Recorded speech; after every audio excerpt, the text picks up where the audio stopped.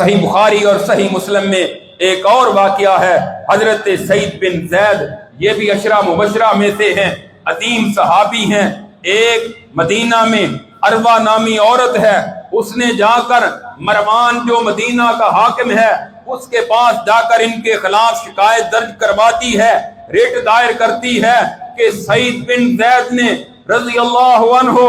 میری زمین پر قبضہ کر لیا ہے۔ وہ حاکم مدینہ حضرت سعید رضی اللہ تعالیٰ عنہ کو بلا کر پوچھتے ہیں، حضرت سعید بن زید کہتے ہیں میں اس کی زمین پر کیسے قبضہ کر سکتا ہوں جبکہ میں نے کائنات کے امام جناب محمد الرسول اللہ صلی اللہ علیہ وسلم سے خود سنا ہے، من اخذ شبرا من الارض بغیر حقہ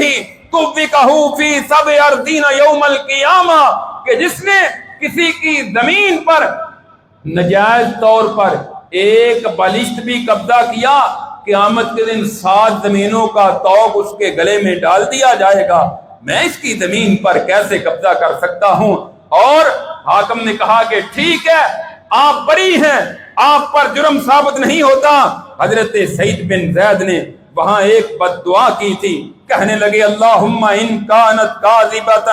فائم بصرہا وجعل قبرہا فی دارہا، اے اللہ تو جانتا ہے یہ جھوٹی ہے، اس نے مجھ پر الزام لگایا ہے، اس نے میرے اخلاق اور کردار کو خراب کرنے کی کوشش کی ہے، اللہ تو جانتا ہے، میں دعا کرتا ہوں اللہ اس کو اندھا کر دے، اس کی آنکھوں کی بنائی کو لے جا اور اس کے گھر کو اس کے لیے قبر بنا دے۔ پھر ایسا ہی ہوا۔ محمد بن زید بیان کرتے ہیں فرأیتها عمیاء تلتمس الجدر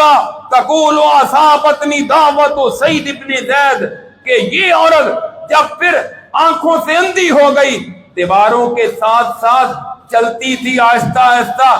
ہاتھ رکھ کے ٹٹول کر، اور لوگ پوچھتے تھے تمہیں کیا ہو گیا؟ کہتی تھی سعید بن زید کی بد دعا نے مجھے یہاں تک پہنچا دیا ہے۔